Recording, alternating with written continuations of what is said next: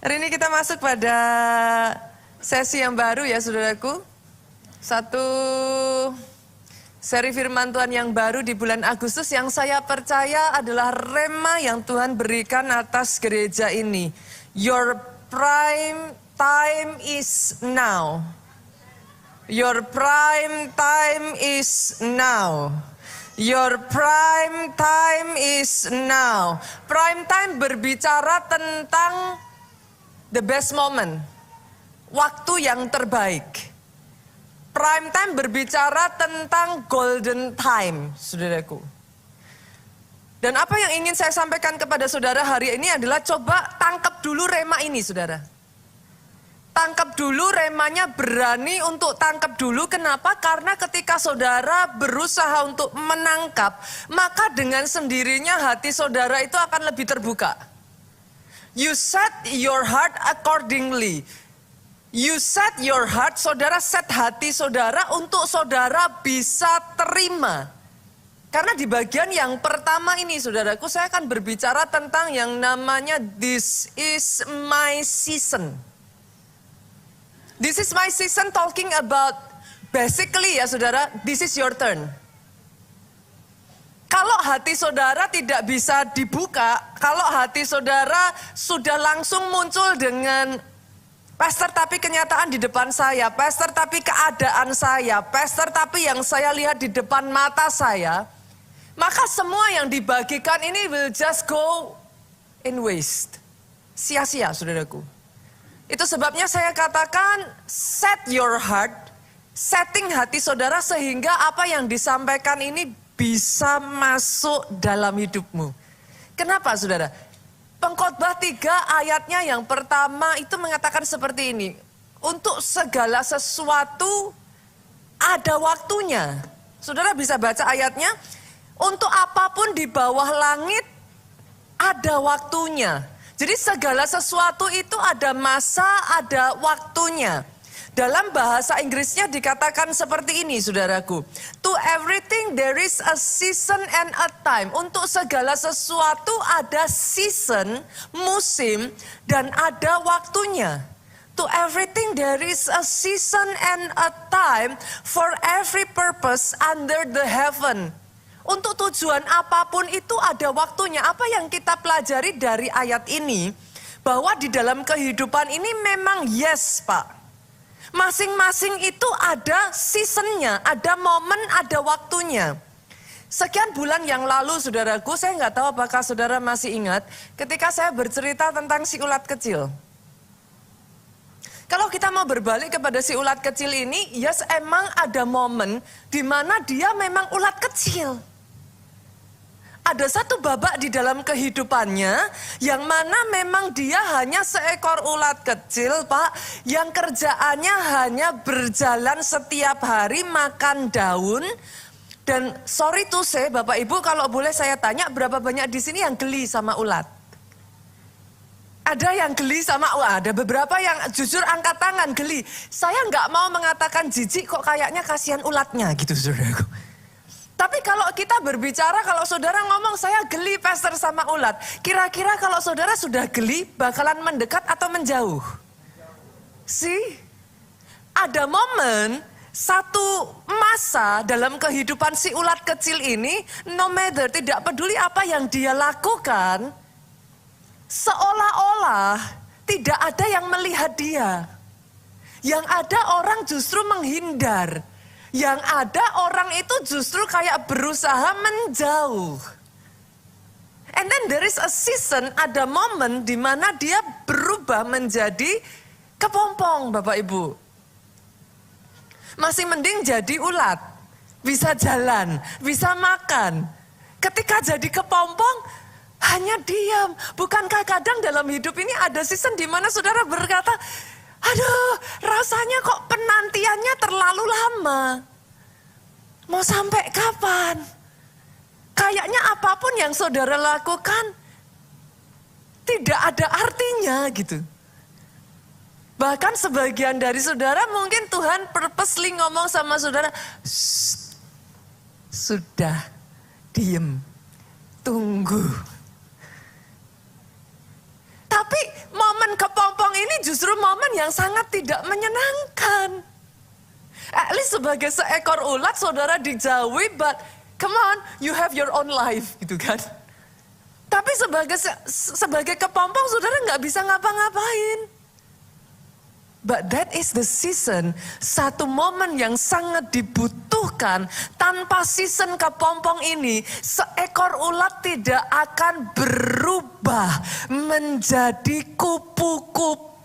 Setiap orang menginginkan masa menjadi kupu-kupu. Siapa yang gak mau menjadi kupu-kupu? All eyes on you. Semua mata terlihat, tertuju melihat kepada saudara. Orang terpesona, orang kagum, semua orang berbicara tentang saudara. Siapa yang gak mau jadi kupu-kupu saudaraku? Tetapi for everything, there is a season and a time. Tapi hari ini saya berdoa, kenapa saya katakan kepada saudara untuk berani buka hatimu terlebih dulu. Karena saya mau tantang saudara untuk saudara berani berkata, this is my season. Ini waktuku. Kita memasuki bulan Agustus ya saudara. Tahukah saudara bulan ini adalah bulan yang spesial buat bangsa kita? 79 tahun yang lalu, di bulan yang sama, Indonesia memasuki the season of prime time, saudara. Bukan main-main loh, saudaraku. Selama 350 tahun, bangsa Indonesia ada di dalam penjajahan. Saya nggak tahu dengan saudara yang punya kesempatan, mungkin sebagian yang usianya sudah di atas saya, punya kesempatan untuk ngobrol dengan kakek atau dengan mungkin buyutnya, saudaraku. Kebetulan saya bersyukur ketika saya masih kecil, saudaraku, nenek buyut saya, jadi kalau saya manggilnya Makco. Mama dari engkong saya itu masih hidup, saudaraku. Dan dia akan menceritakan masa-masa pada saat Indonesia itu ada di bawah penjajahan. Dia akan bercerita bagaimana ketakutannya orang-orang harus bersembunyi. Saudara, hari ini lihat kiri kanan datang cantik-cantik dan keren-keren, saudara. Zaman itu saya mendengar cerita dari buyut saya, mereka itu pakai bajunya itu masih pakai goni. Jadi goni itu yang menjadi baju mereka. Saudara bisa bayangkan, goni yang saudara pakai sekarang mungkin untuk tempat beras. Itu dipakai sebagai baju. Dan zaman itu saudaraku untuk orang bisa makan dengan proper, hari ini bukannya saudara bingung soal makan, tapi bingung makan kebanyakan gitu saudara. Tapi ada season di masa bangsa kita itu untuk makan aja susah. Orang itu makan nasi jarang, Bapak Ibu. Yang ada itu ubi.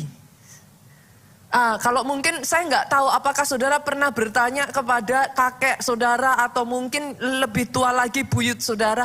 Mereka akan bercerita. Nenek dari orang tua saya itu pernah bercerita ada masa di mana dia masih kecil dan dia harus bersembunyi, saudaraku, itu dia harus lari, dia mendengar deru perang, saudara. Itu season yang buat mereka tidak akan terlupakan dan sangat menakutkan. Tapi sampai di satu titik, out of nowhere, saudaraku, siapa orang yang akan menyangka tiba-tiba Jepang dibom atom? Tidak ada orang yang pernah berpikir hal itu akan terjadi.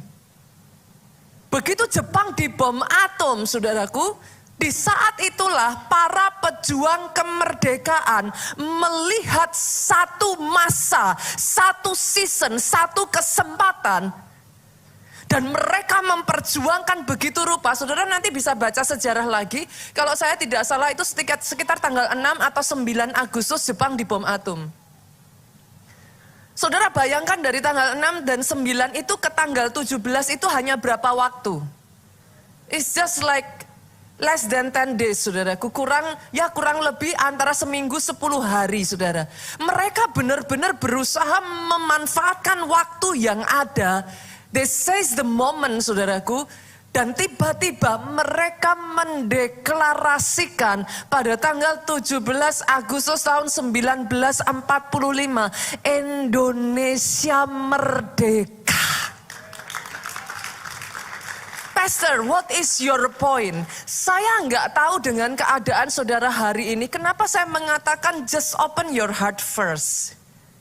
Karena pada saat itu bangsa Indonesia juga tidak pernah menyangka mereka akan merdeka. Just like a week before, just 2 weeks before, keadaan itu belum membaik. Mereka masih hidup di dalam penjajahan, hidup mereka masih susah, tidak ada pengharapan siapa yang akan menolong mereka. But then suddenly, something happened. Sesuatu terjadi. Tiba-tiba para pejuang melihat kesempatan itu. Indonesia mendeklarasikan kemerdekaannya. Saya berdoa ya, hari ini ada orang-orang yang berani berkata, Pastor, this is my prime time. This is my season. Saya tahu yang ada di depan mata saya tidak berbicara demikian. Saya tahu fakta dan kenyataan yang saya alami jauh daripada itu. But I declare upon your life, this is your season. Aminnya boleh yang paling keras. Kalau tepuk tangannya boleh yang paling meriah buat Yesus Tuhan kita. Kenapa saudara? Perhatikan ini. Sangat penting untuk saudara bisa memahami masa dan waktu. Karena banyak orang tidak memahami masa dan waktu. They either lose atau they pass it by. Mereka melewatkan. Satu hari ya saudaraku, ada kisah di mana Yesus sedang berjalan. Ketika dia dekat dengan Yerusalem saudaraku, Alkitab mencatat Yesus menangis. Kita buka ya, ayatnya kita lihat ya. Lukas pasalnya yang ke-19, ayatnya yang ke-41 sampai ayatnya yang ke-44. Ketika Yesus telah dekat dan melihat kota itu, ini berbicara tentang Yerusalem. Ia menangisinya.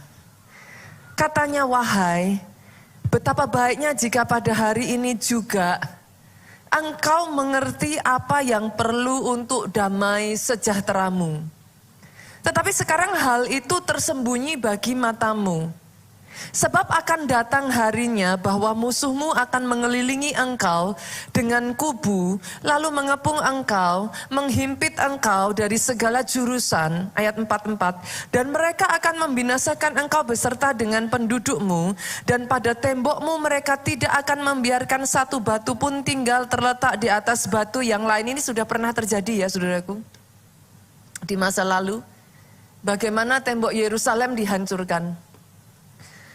Karena engkau tidak mengetahui saat bila mana Allah melawat engkau. Wow, ini poin yang sangat penting. Yesus bukan menangis karena hal yang lain. Yesus menangis, Alkitab mengatakan di ayat yang ke-44 ini, karena engkau tidak mengetahui saat bila mana Allah melawat engkau. Saudara, dalam hidup kita ini ya saudaraku, ketika saudara memahami seperti apa saat dan waktu itu, you can behave accordingly. Saya kasih gambaran ya, saya bukan kemudian mempercayai ataupun saya justru malah menceritakan atau untuk saudara memahami, tetapi dalam mitologi Yunani, saudaraku, ada kisah tentang yang namanya dewa kesempatan. Nah mungkin boleh dewa kesempatan itu, saudara, diceritakan. Sekali lagi ya, saya disclaimer ya, ini saya bukan kemudian mengendorse atau saudara mempercayai hal itu. It's just a way buat saya menceritakan kepada saudara. Di mitologi Yunani itu, dewa kesempatan itu digambarkan depan rambutnya itu gondrong, saudara. Tetapi belakangnya, maaf saudaraku, kepalanya itu botak. Maksudnya gimana? Pada saat dewa kesempatan itu lewat, cepet-cepet tarik rambutnya. Saudara mengerti? Jadi lucu sekali, memang ini mitologi kisahnya itu lucu. Jadi ketika dewa kesempatan itu lewat, cepet ditarik itu rambutnya supaya dia berhenti. Karena begitu dia melangkah satu langkah saja ke depan, tangan saudara mau meraih, dapatnya bagian yang botak. Saudara mengerti yang saya maksudkan? Itu sebabnya, maafkan saya ya saudaraku, with all due respect ya saudara, ini firman Tuhan tidak untuk menyinggung siapapun. Tetapi saudara, yang saya maksudkan di sini adalah saudara, ketika engkau mengerti kapan masa dan waktu, you will always get the best out everything. Dalam season apapun, mau baik maupun buruk, kalau engkau bisa membaca masa dan waktu, selalu ada kebaikan di balik semuanya. Itu sebabnya hari ini saya berdoa saudaraku. Hari ini saya berdoa supaya saudara bisa melihat. Supaya saudara bisa mengerti. Supaya saudara bisa membaca season, waktu, dan masa di dalam kehidupanmu. Saya akan menceritakan satu kisah lagi ya saudaraku.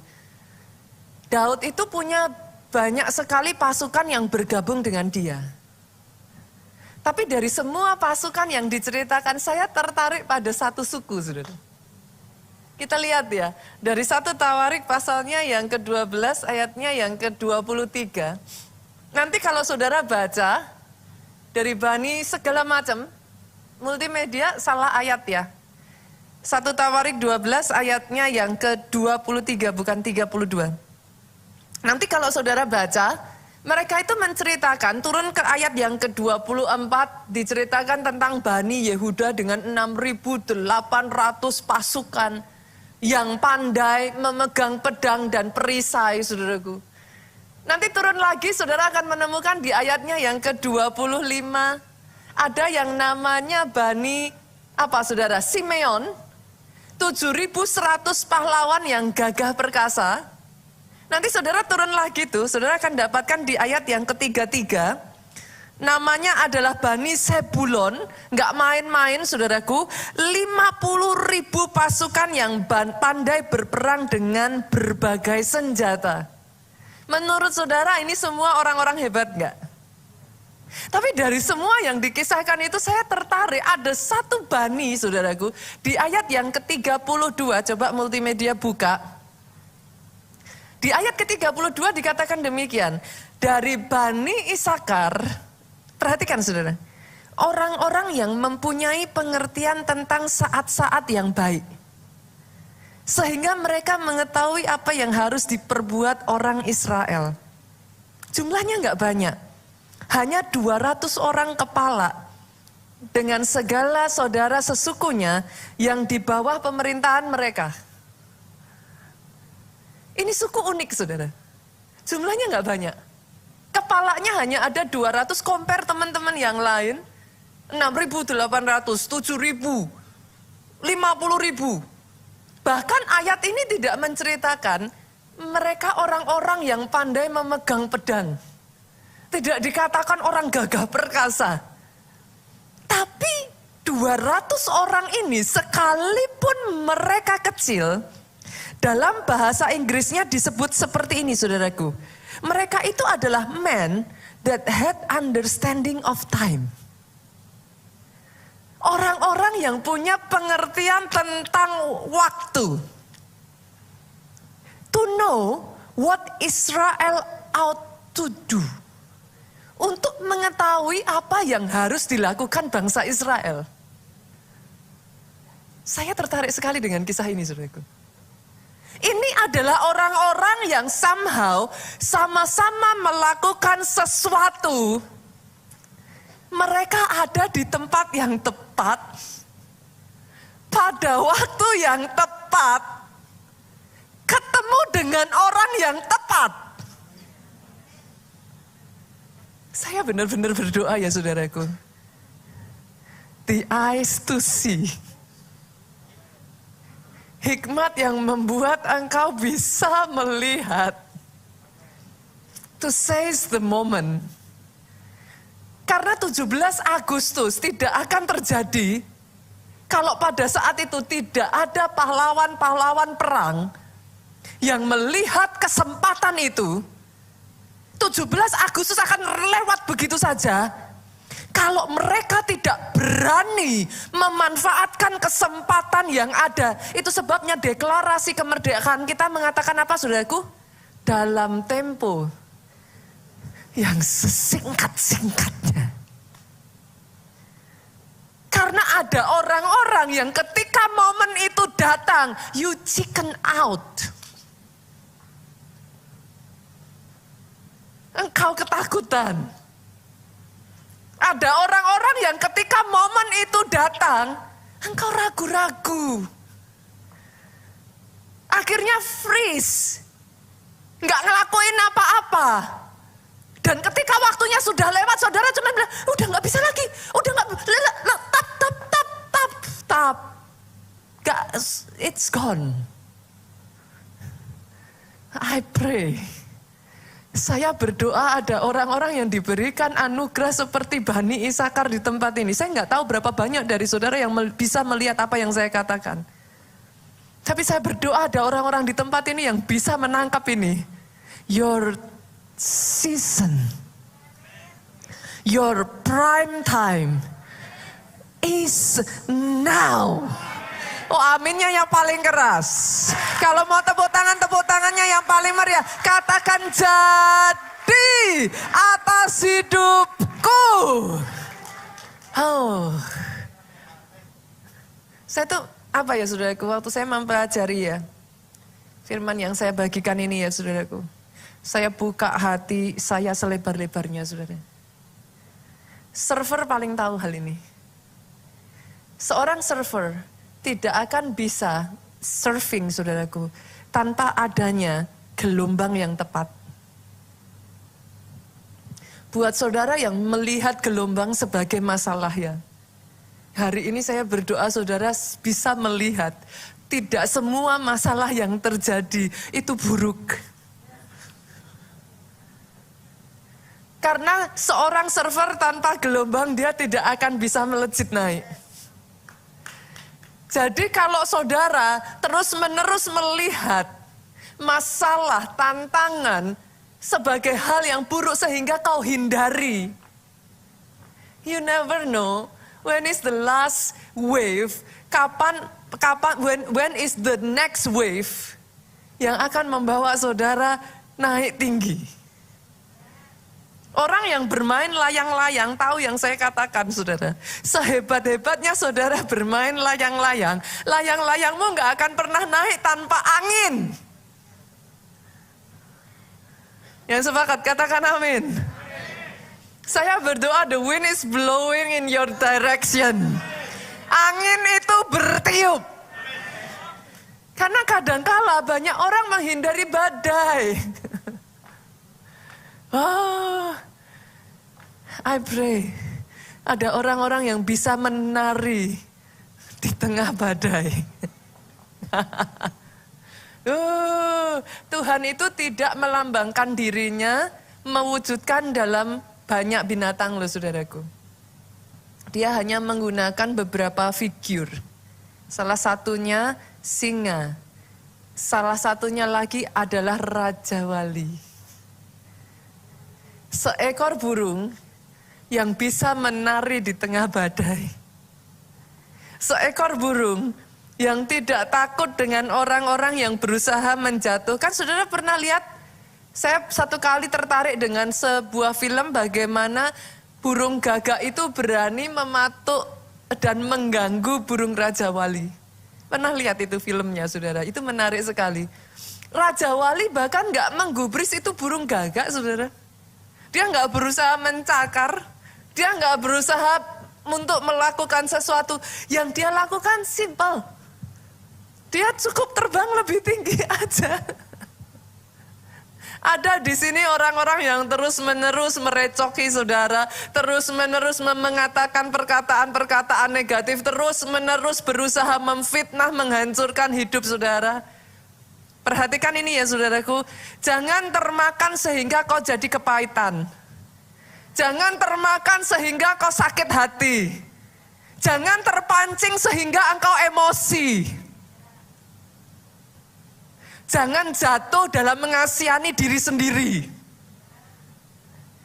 What you must do, apa yang kau lakukan, kau cukup terbang lebih tinggi.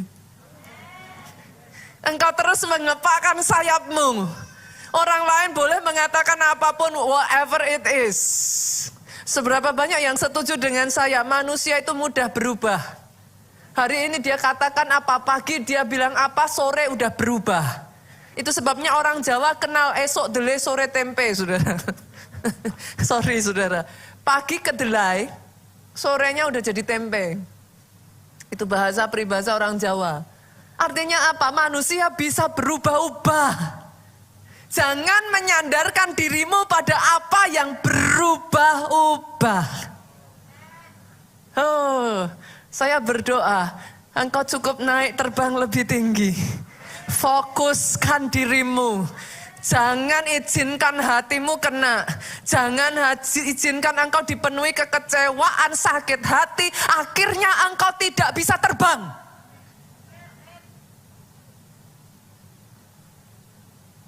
Buat musuh mission accomplished, saudara. Hari ini saya berdoa saudara bisa melihat apa yang saya bagikan ini. Pastor, kenapa? Karena di dalam prime time ya saudara, ada dua hal yang datang bersamaan dengan prime time itu saudara. Yang pertama, pada saat prime time, maka saudara akan melihat pintu terbuka. Saya akan membawa saudara untuk melihat kisah perjalanan pelayanan dari Paulus. Boleh saudara? Boleh ya? Dalam perjalanan Rasul Paulus, nanti saya akan bacakan kepada saudara 3 ayat. Sama-sama melayaninya, ternyata di dalam perjalanan Rasul Paulus ada masa-masa di mana pintu itu tertutup. Kita lihat ya, kita lihat. Kolose pasalnya yang keempat ayatnya yang ketiga. Nanti saya akan jelaskan kepada saudara kenapa saya membawa saudara memahami ayat-ayat ini. Kolose 4 ayat 3 ngomong gini, berdoa jugalah untuk kami, supaya Allah membuka pintu untuk pemberitaan kami. Saya tanya, kalau Paulus minta jemaat di Kolose mendoakan supaya Tuhan membuka pintu, pada saat itu pintunya terbuka atau tertutup? Hah? Tertutup dong. Kalau minta didoakan supaya pintu terbuka, ya berarti pintunya masih tertutup. Sehingga kami dapat berbicara tentang rahasia Kristus yang karenanya aku dipenjarakan. Pintunya tertutup sampai-sampai Rasul Paulus itu bahkan dipenjara karena itu. Artinya saudaraku, pastor, kenapa pastor bercerita tentang bagian yang gak mengenakkan? Nah ini poin saya, kalau hari ini pintumu masih tertutup, jangan kecil hati. Rasul sebesar Rasul Paulus, tidak semua waktu di dalam hidupnya pintunya terbuka. Karena yes, ada masa, yes, ada season, yes, ada waktu. In case saudara berpikir bahwa orang-orang besar itu dalam hidupnya, pintu selalu terbuka, you are wrong. Tapi yang membedakan di momen di mana pintu itu tertutup, dengar ini baik-baik saudaraku. Rasul Paulus berkata, doakan aku. Dia tidak pasif. Dia tidak diem, dia tidak terpuruk, dia tidak mengasihani diri sendiri, dia tidak menyerah. Saya harus menyatakan ini, buat saudara yang saat ini engkau berkata, pastor, omong kosong dengan semua yang pastor ceritakan tentang this is my season. Kenyataan di depan saya pintu-pintu tertutup. Itu sebabnya saya ingin mengatakan ketika itu yang kau alami, jangan berdiam diri. Fight. Doa. Doa. Saya nggak tahu berapa banyak dari saudara yang menyadari doa itu salah satu kunci untuk pintumu terbuka. Berapa kali dalam hidup saya ya saudaraku, ketika saya menghadapi pintu yang tertutup, saya diajar oleh Tuhan untuk menekuk lutut saya, bukan hanya berdoa, tetapi berpuasa. Itu bukan momen-momen yang mengenakkan, tapi di momen itulah I grew strength. Di momen-momen itulah saudaraku, tahan uji saya dibentuk. Di momen-momen itu saudara tidak tahu saudaraku. Banyak orang berpikir orang-orang yang sukses dalam hidupnya selalu semua pintu terbuka, omong kosong. Itu sebabnya saya berani berkata kepada saudara, seperti yang dinasihatkan Rasul Paulus, berdoa. Saya mengatakan ini ya saudara, karena by now, saya berharap di keluarga Allah itu nggak ada lagi ya, dikit-dikit cengeng, dikit-dikit terus kenapa terjadi, oh Tuhan, kenapa Tuhan izinkan. Itu udah nggak ada lagi ya saudara. Saya berharap by now, setiap kali engkau menghadapi pintu tertutup, setiap kali engkau menghadapi kendala dan masalah, justru yang terjadi, jiwa kepahlawananmu itu bangkit. Bukan lagi air mata, saya nggak mengatakan saudara nggak boleh nangis. Go ahead, menangis itu sehat kok. Tapi saya hanya mengatakan jangan menyerah. Jangan berhenti. Jangan pasif. Jangan tertunduk. Jangan saudara terpaku lalu kemudian saudara do nothing. Jangan blame other people. Perhatikan ini saudara, do not blame other people. Karena semua yang diizinkan terjadi dalam hidupmu tidak ada yang tidak sepengetahuan Tuhan. Percayai itu. Tidak ada yang diizinkan, bahkan sehelai rambutmu jatuh pun. Ada lagunya toh. Aku tahu kata Tuhan. Masakah hal sebesar itu yang menyakiti hidupmu dia nggak tahu? Tapi terlepas dia tahu dan dia izinkan itu. There must be a reason. Do not blame other people for that. Tapi terus fight. Berjuang di dalam doamu, saudaraku. Karena setelah itu, Rasul Paulus juga ngalami season yang berbeda ketika berpindah ke 1 Korintus. Kita lihat ya. Ayatnya yang ke-16, pasal 16, Ayat yang 9 dikatakan seperti ini. Sebab di sini banyak kesempatan bagiku. Lihat saudara, untuk mengerjakan pekerjaan yang besar dan penting, sekalipun ada banyak penentang.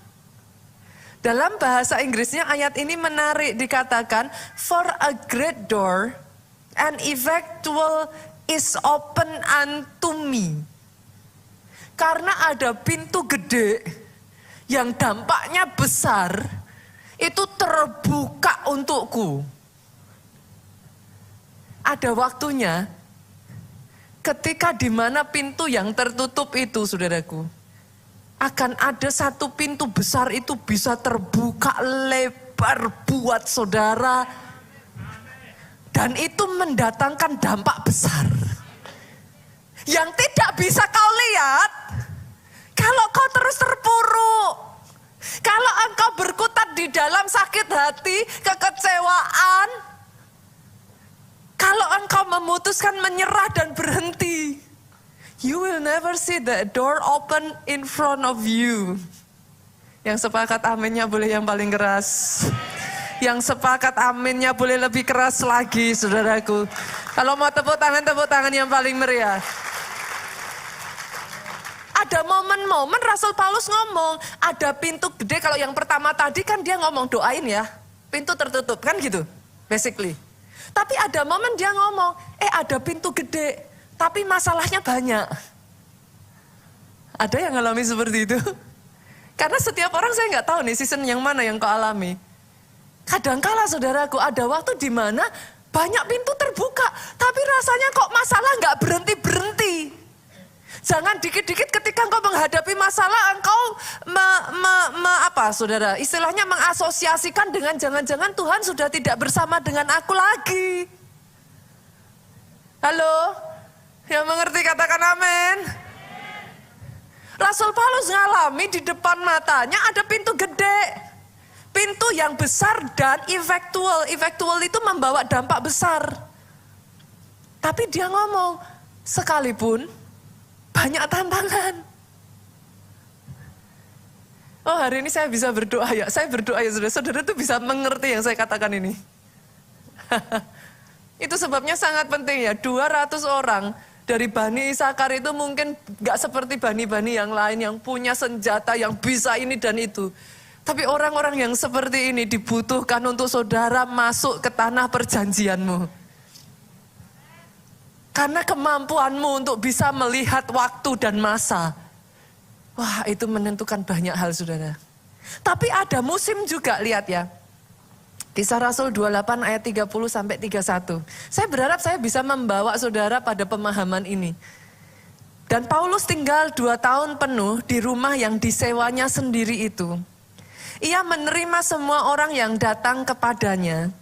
Dengan terus terang dan tanpa rintangan apa-apa, ia memberitakan kerajaan Allah dan mengajar tentang Tuhan Yesus Kristus. Ayat yang ini saudara bisa merasakan apa yang dialami. Ini sudah kayak jalan tol. Hebatnya, di ayat ini saudara membaca 2 tahun penuh. Rasul Paulus enggak setengah hati. Disewa, dia tinggal di situ. Alkitab mencatat, dia menerima semua orang yang datang kepadanya. Saya nggak tahu ya saudaraku, itu sebabnya saya minta ketika saudara baca Alkitab, jangan keburu-buru. You miss the gem. Saudara kehilangan mutiara-mutiara berharga dari ayat itu. Yang dimaksudkan dari ayat ini apa? Kadang ada orang-orang yang justru di peak moment saudara. Saudara ngomong gini, capek. Enak dulu ya. Sekarang saya enggak bisa istirahat. Tiap hari kerja. Kapan bisa istirahatnya? Watch out. Hati-hati.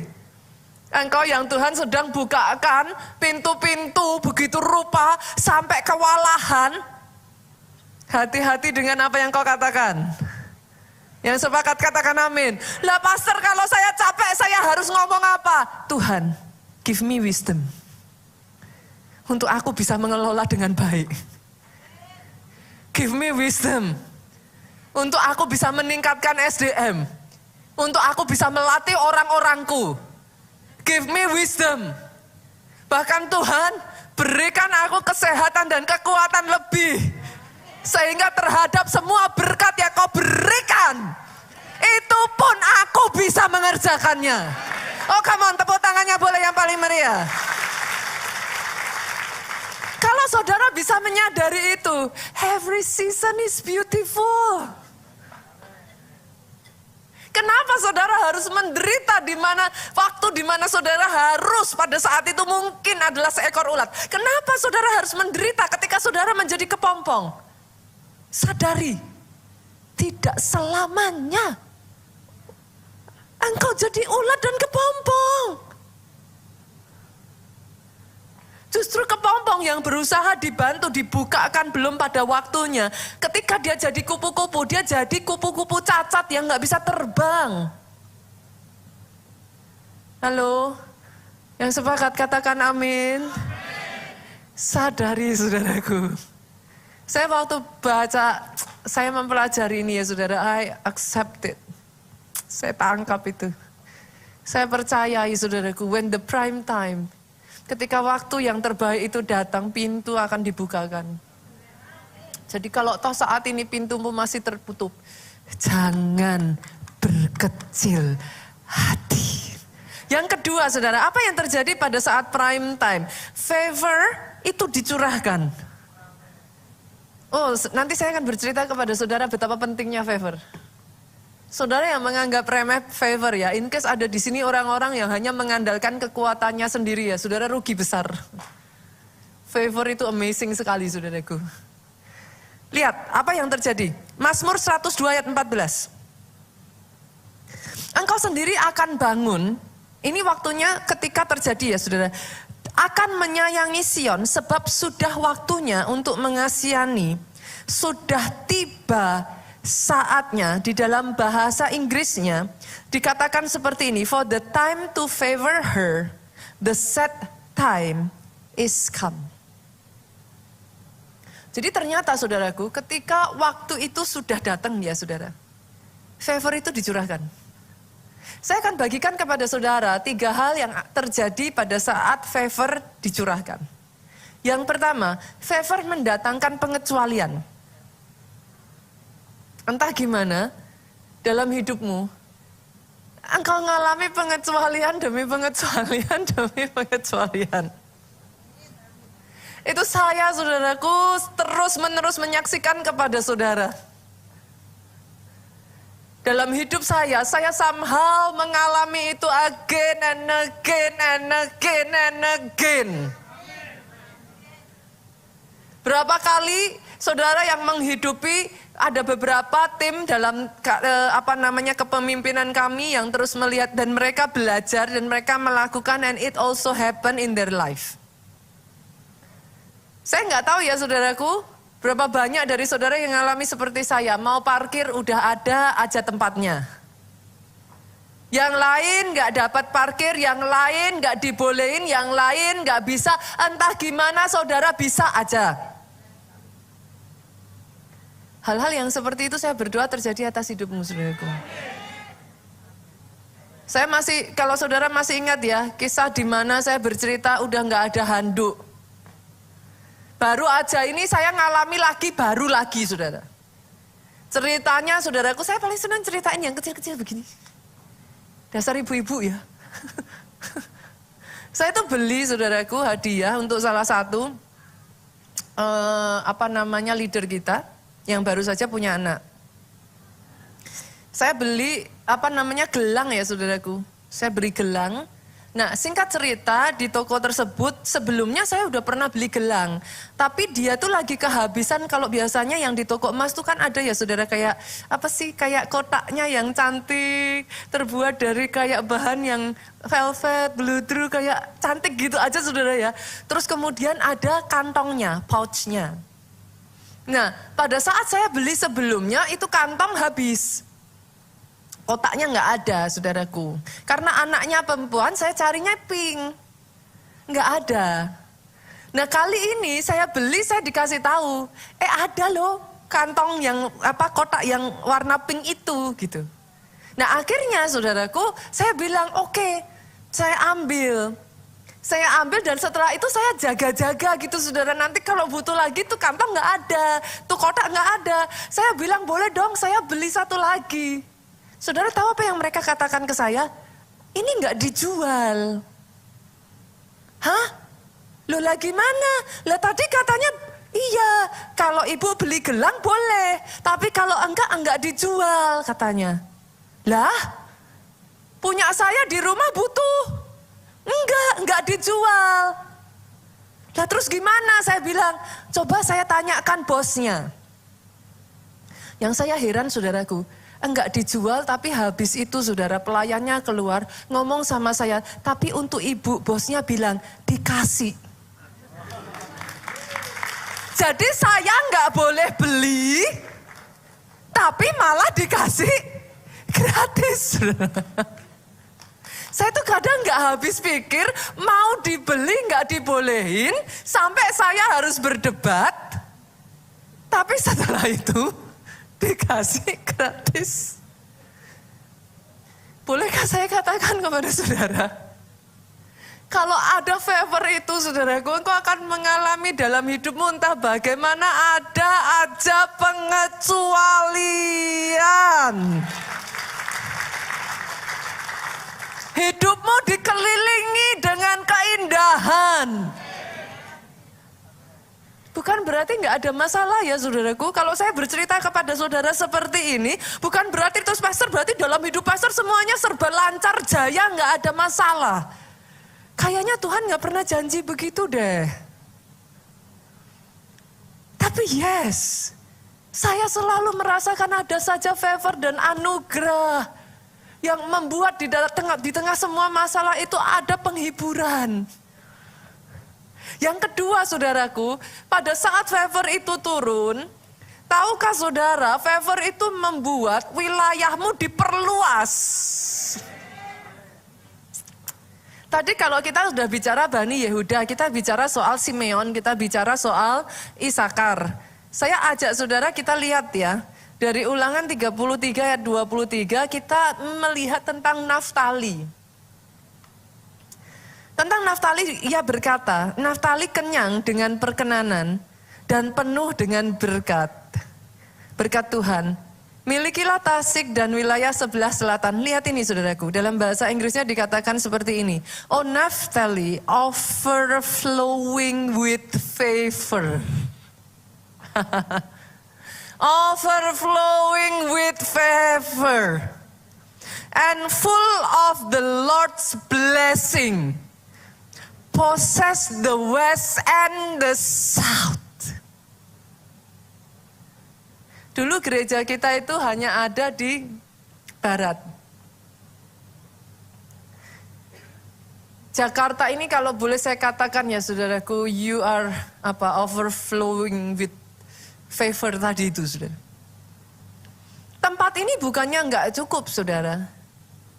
Tapi out of nowhere, PIK itu bukan karena pastor, ada sebagian yang tanya kepada saya, pastor kenapa kok PIK dibuka enggak dipindahin? Kenapa kok Soho Kapital masih dibuka? Karena jujur saudaraku, kami itu enggak pernah berencana membuka di PIK. Karena di tempat ini juga masih cukup. Tapi ketika favor itu datang, engkau enggak minta aja dikasih. Loh itu beneran saudara. Yang saya ceritakan ini, that's really the real thing.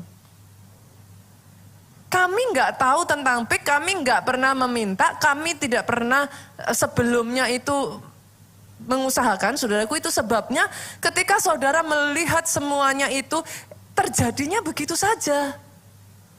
Itu sebabnya nggak pernah diumumkan. Karena memang di luar pemikiran manusia. Tapi lucunya saudaraku, pada saat kami mendapatkan Tuhan memberikan PIK itu ya saudara, saya tuh jujur PIK itu merasa dijebak sama Tuhan saudaraku. Kita tuh nggak ngerti. Kita belajar untuk taat. PIK dimulai, tiang pancang masuk, itu sekitar November, Desember 2019. Siapa yang tahu Maret 2020 bakalan pandemi? Kalau tahu, mungkin kita juga enggak mengiyakan. Yang mengerti katakan amin. Tapi tahukah saudara, saya tuh belajar satu hal ini saudaraku. Belajar taat dan berjalan di dalam favor-nya Tuhan. Belajar untuk mengikuti apa yang Dia mau. Dalam hidup saya belajar satu hal ini, jalanku bukan jalanmu. Setinggi langit dari bumi, jalanku dari jalanmu. Dalam bahasa Inggrisnya dikatakan your thoughts are not mine. Pikiranmu bukan pikiranku. Sejauh itu loh, kayak suami istri kan kadang gitu ya saudara, suaminya mau apa, istrinya mau apa. Sama Tuhan tuh seringkali kita begitu. Sebelum saudara belajar ngomong dalam dirimu, yes sir, aku ikut.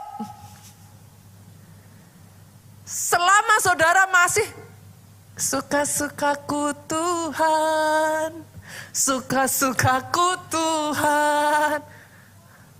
Apa-apa suka-sukanya saudara. Ke gereja saudara juga ngomong suka-sukaku Tuhan. Melayani saudara juga ngomong suka-sukaku Tuhan. Akan ada momen di mana Tuhan akan mengajarkan kepada kita ya saudaraku, untuk berjalan di dalam covenant. Ketika saudara sudah mengikat covenant dengan Tuhan, bukan lagi suka-sukaku, tapi lagunya diganti, suka-sukamu Tuhan. bagian kita mengikuti. Tapi saudara akan takjub dengan bagaimana ketika engkau belajar mengikuti favor upon favor upon favor upon favor, sehingga kau dibawa overflowing with favor. Melimpah begitu saja. Dan yang ketiga saudaraku, saya tutup dengan ini, pemain musik boleh maju. Favor membuat engkau disukai. Nggak tahu gimana, orang tuh kalau lihat saudara suka aja gitu. Mau diceritain ya susah. Itu bukan karena penampilan, itu bukan karena apapun. Tapi favor itu membawa saudara dapat perkenanan aja gitu. Entah gimana, saya tuh baru aja ya saudaraku, saya tuh ngalami dalam hal ini, saya tuh sampai nggak habis pikir ya saudara. Again and again and again, hal-hal yang tidak masuk akal saudara. Saya tuh baru aja beli, ini kecil, cuman kecil.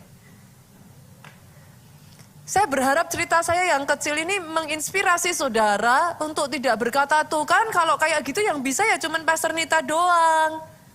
Udah kegedean, yang bisa cuman hamba-hamba Tuhan besar, yang bisa cuman orang-orang yang ini itu dan lain sebagainya. Saya berdoa ketika saya menceritakan yang kecil-kecil ini, saudara bisa berkata, segitunya ya, ternyata bisa ya, aku juga bisa ngalami. Yang sepakat katakan amin. Saya itu habis beli gantungan kunci saudara. Apa sih cuman gantungan kunci? Cuman gantungan kuncinya itu kelinci. Lucu, bisa didandanin. Bisa saya kasih kacamata, bisa saya kasih topi. Kan sekarang lagi musimnya yang flashy, kayak apa sih? Kayak plush apa sih? Labubu gitu kan saudaraku. Yang bisa dikasih baju, kayak gitu-gitulah. Dasar cewek saudara. Saya suka, tuh kelinci bisa dikasih tas. Pokoknya lucu lah saudara. Singkat cerita, saya beli tuh gantungan kunci. Saya beli tuh gantungan kunci, saya bawa. Saya tunjukin ke anak saya flexing. Saya bilang, Mami punya gantungan kunci lucu, saya gitu. Anak-anak saya pada suka. I want it. Langsung diambil, this is mine, katanya. Enak aja, saya bilang. Saya mikir, oh ya salah saya juga ya, ngapain saya pamerin gitu kan saudaraku. Mereka jadi kepingin. Nah, singkat cerita tuh gantungan kunci adanya di Jepang. Nyebelin kan, saudaraku? Dia adanya tuh di Jepang, Indonesia nggak masuk. Saya bilang dong sama anak saya, Non, nggak bisa, paling cepat baru bulan depan. Karena ya kalau kamu mau ikut ya berarti harus kayak apa sih, kayak just tip itu loh saudaraku. Nggak bisa gitu. Tapi saya bilang, you never know. Doa sama Tuhan. Itu hari Selasa malam, saya mamerin ke dia jam 12 malam di tengah saya besoknya itu persiapan khotbah, mau ada khotbah. Hari Rabu paginya saya ngisi khotbah saudaraku di salah satu tempat. Saya ditepuk pundak saya. Seorang ibu tiba-tiba tepuk pundak saya ngomong, Pastor. Dia tunjukin foto. Pastor ingat anak saya enggak? Saya pikir kan saya enggak kenal ibu ini. Siapa ya Bu? Dia sebut satu nama. Oh iya, saya tahu. Wah kebetulan kami hubungan baik saudaraku. Iya kamu tahu. Tadadadada kita bicara. Terus ibu ini bilang, anak saya nanti pulang dari Jepang besok Sabtu. Saya itu orang yang apa ya saudara, saya dari kota Solo, saya itu orangnya sungkanan. Saya itu paling gak suka ngerepotin orang. Saya dibilangin seperti itu, deg di hati saya, tapi saya diam. Karena saya paling gak enak saudara, baru ketemu kenal aja baru. Masa saya bilang, Bu titip dong, gak mungkin. Tapi percakapan itu berlanjut, dia bilang, Ibu mau titip apa? Saya diam saudaraku. Ibu mau titip apa? Sampai di situ pun saya masih tidak melanjutkan. Karena saya pikir gak enak banget saudaraku. Orang ini kok direpotin. Di WA lah saya. Pastor, tadi ketemu sama mami saya. Oh iya, udah kita bicara. Itu pun saya diam saudara. Ditanya lagi, pastor titip apa? Itu butuh semalam saya berdoa loh saudaraku. Karena saya gak enak ngerepotin orang, to be honest saudaraku. I'm not that kind of person. Tapi malam itu saudaraku, saya ngomong sama Tuhan. Percakapan itu berhenti sampai di situ. Kalau masih dilanjutkan, saya menganggap itu sebagai it's an okay. Ternyata percakapannya berlanjut saudara. Singkat cerita hari Rabu siang saya pergi ke Solo. Kami pulang hari Minggu. Hari Sabtu mereka datang di Indonesia. Hari Minggu kelinci cantik itu sudah tergeletak di rumah saya saudaraku. In case ada di antara saudara yang kepingin belajar taat sama Tuhan, boleh nggak saudara? Ikuti jalannya Tuhan. Karena ketika kau berjalan di dalam jalannya Tuhan, sometimes it requires you to forgive. Sometimes it requires you untuk rela dibentuk sama Tuhan. Sometimes it requires you untuk tetap diam pada saat engkau dipermalukan, engkau diperlakukan secara nggak adil. Sometimes it requires you untuk bayar harga dan mengikuti rencana Tuhan. Tapi izinkan saya mengatakan ini kepada saudara, di dalam perjalanan itu, ketika kau mendapat favor yang dari Tuhan, ada saja penghiburan, ada saja caranya yang tidak masuk akal. Ada saja penyertaannya. Saya berdoa hari ini engkau bisa melihat. Dan engkau bisa berkata, this is my season.